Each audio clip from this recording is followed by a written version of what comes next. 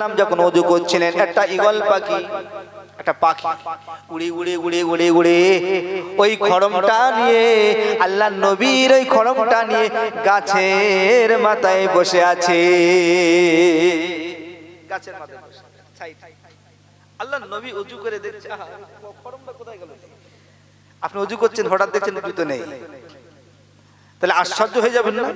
আল্লাহর নবী ওযু করে যখন খড়মটা পড়বে দেখছে খড়ম নেই।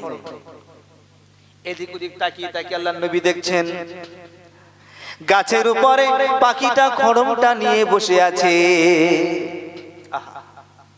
আল্লাহর নবী বললেন, কি গো আমার খড়ম নিয়ে গাছে বসে আছো কেন?